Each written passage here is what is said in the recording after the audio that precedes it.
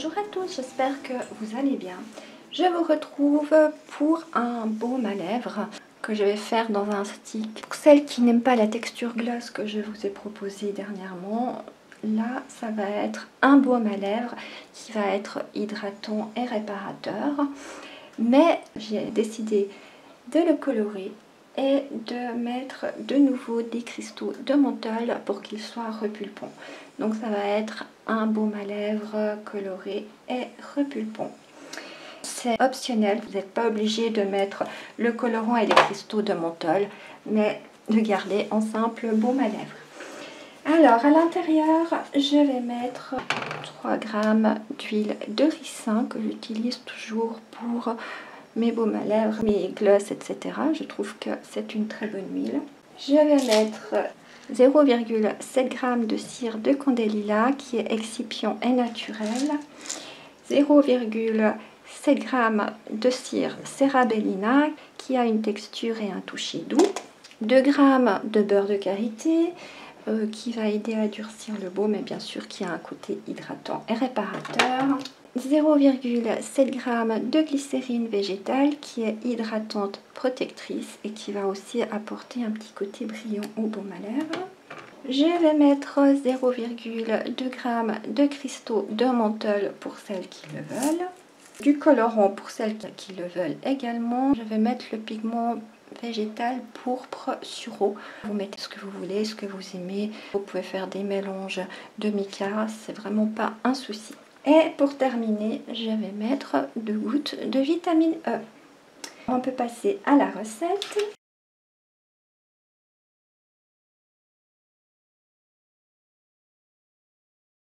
Je vais mettre 3 g d'huile de ricin.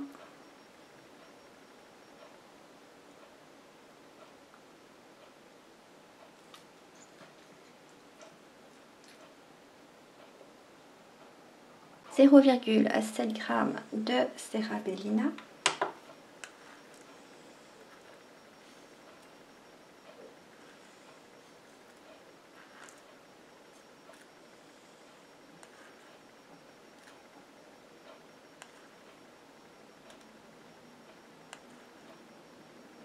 Ce sera un baume teinté, ça va pas être un rouge à lèvres. Ça donnera une petite couleur aux lèvres, mais ce sera très discret. Sinon, il faudrait mettre du dioxyde de titane pour que ce soit vraiment plus rouge. J'ai pas envie de mettre dans un baume à lèvres.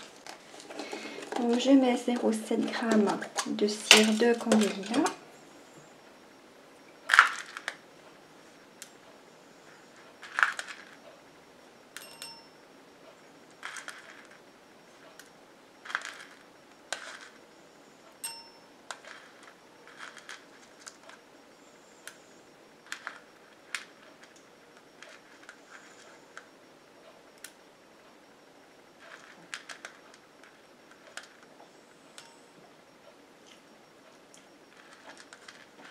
« 2 g de beurre de karité. »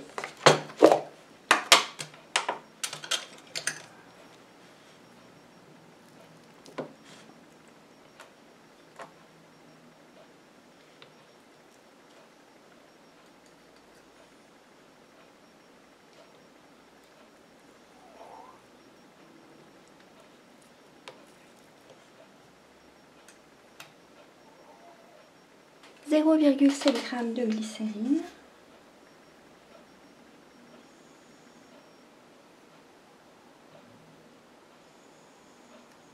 0,2 g de menthol.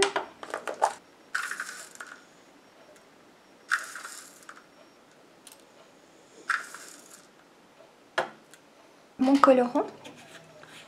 Alors là, je vais en mettre jusqu'à ce que la couleur me satisfasse.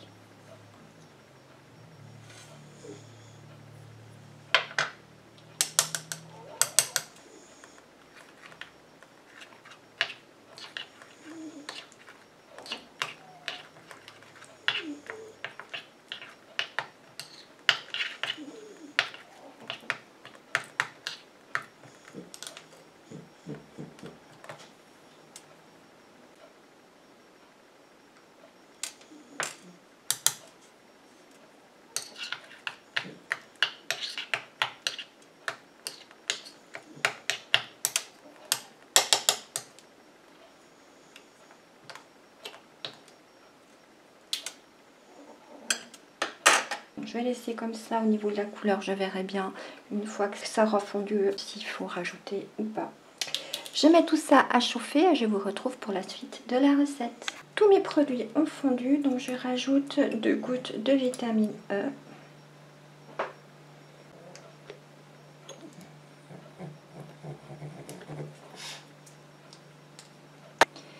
Je viens mélanger.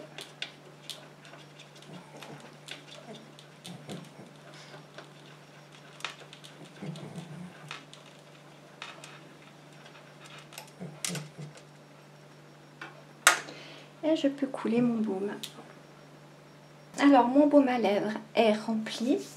Je vais le mettre environ 15 minutes au congélateur pour qu'il durcisse et je viendrai vous montrer le résultat. Alors à tout à l'heure. Mon baume à lèvres est terminé. Ça me donne ça au final. Si on l'applique sur la main, comme vous pouvez voir, c'est un tout petit peu pigmenté, mais pas grand chose, juste histoire de teinter un tout petit peu les lèvres. J'espère que cette vidéo vous aura plu. Si c'est le cas, n'oubliez pas un petit pouce en l'air. Vous pouvez également vous abonner en appuyant sur le bouton s'abonner ci-dessous. Et surtout, n'oubliez pas d'activer la petite cloche pour ne rien louper de mes futures vidéos. Quant à moi, je vais tester ce baume et je vous en donnerai des nouvelles dans le bilan. À tout bientôt, bye bye.